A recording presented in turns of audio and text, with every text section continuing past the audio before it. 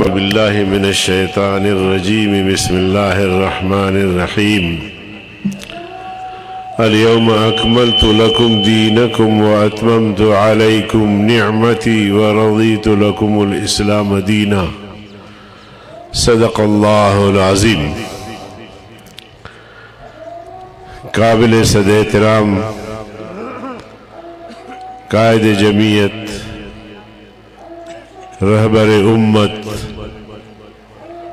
سالار قافلہ حریت حضرت مولانا فضل الرحمان صاحب دامت برکاتہم العالیہ، اکابر علماء کرام، سامعین حضرات، بالخصوص جمعیت علماء اسلام ضلع مانسہرہ کی قیادت اور ہمارے انصار الاسلام کے کارکنان قیادت، جمعیت علماء اسلام کی صوبائی قیادت، زعماء ملت، السلام علیکم ورحمۃ اللہ وبرکاتہ۔ مجھے بھی معلوم ہے، آپ سب کو معلوم ہے کہ ہم سب منتظر ہیں قائد جمعیت کو سننے کے لیے، تو میں جتنا بولتا رہوں گا وقت کا ضیاع ہوگا، اور آپ بھی بے چینی سے انتظار کر رہے ہیں کہ حضرت قائد کو سنیں۔ میرے عزیز دوستو، اس لیے میں انتہائی اختصار کے ساتھ ایک دو گزارشات رکھنا چاہتا ہوں۔ پہلی بات تو یہ ہے کہ فتنہ خان جو فی الحال وہ مرحوم ہو گئے ہیں، اب دیکھنا یہ ہے کہ کب اس میں جان آتی ہے۔ ہاتھ پاؤں مار رہے ہیں، مگر میں سمجھتا ہوں کہ اس کو یقین ہونا چاہیے کہ اس کا کوئی رزلٹ نہیں ہے۔ دوسری بات یہ ہے کہ انہوں نے 3.5 سال، پونے 4 سال میں جو اقتدار میں رہے اور جو بڑے بلند بانگ دعوے کیے تھے، اور خاص طور پہ انہوں نے نوجوانوں کو جس طرح ورغلایا، گمراہ کیا، اور ان کو کہا کہ میں 1 کروڑ نوجوانوں کو روزگار فراہم کروں گا، 50 لاکھ لوگوں کو گھر بنا کے دوں گا، اور اسی طرح انہوں نے بہت سارے وعدے کیے تھے، میگا پروجیکٹ پاکستان میں، اور پاکستان میں صنعتوں کا جال بچھاؤں گا۔ کیا کیا میں آپ حضرات کو یاد دلاؤں، لیکن پونے 4 سال گزارنے کے باوجود وہ ایک کام بھی نہیں کر سکے۔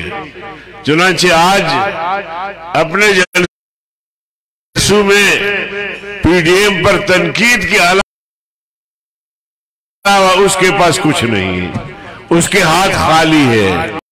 تو اس لیے میں نوجوانوں سے کہنا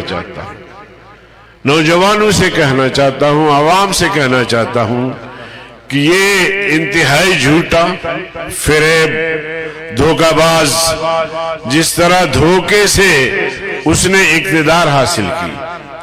ہم نے کہا کہ یہودی ایجنٹ ہے، ہم نے کہا کہ اسرائیل کا ایجنٹ ہے، قادیانیوں کا سہولت کار ہے۔ مولانا صاحب کی ایک ایک بات صحیح نکلی، صحیح ثابت ہوئی۔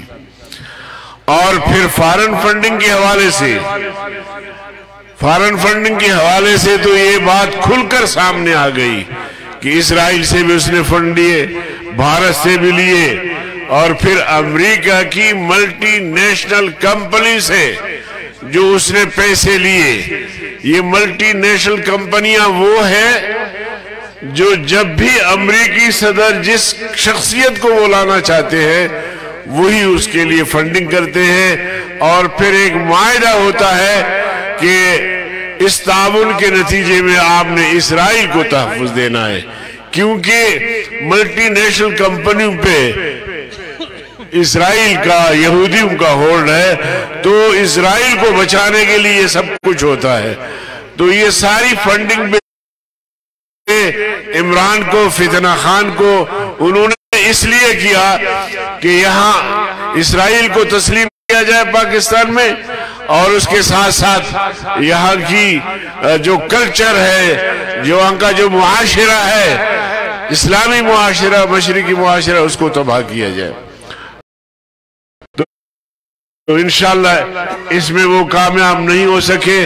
مولانا فضل الرحمان صاحب کی قیادت میں پی ڈی ایم نے ان کی اس عمارت کو زمین بوس کر دیا، اب یہ سر نہیں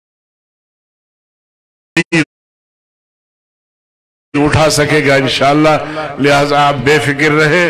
لیکن اگر کوئی پریشان ہے کہ یہ پھر آئے گا تو میں ان سے کہنا چاہتا ہوں کہ آپ پریشان نہ ہوں۔ دینی تعلیم ہماری یہ ہے، ہم مسلمان ہیں اور ہم جہاد پر یقین رکھتے ہیں۔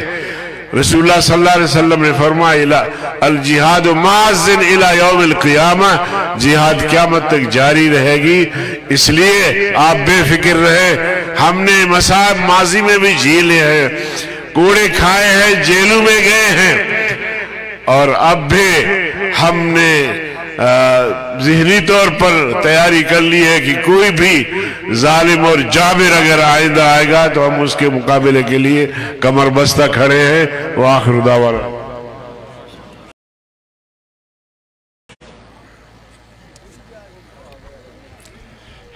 ماشاءاللہ آپ کو بہت ہی مختصر انداز میں پیغام بھی دے رہے تھے اور یہ بتا بھی رہے تھے کہ قائد ملت اسلامیہ نے آج سے تقریباً 10 سال پہلے جو اس فتنہ خان اور یہودی جنگ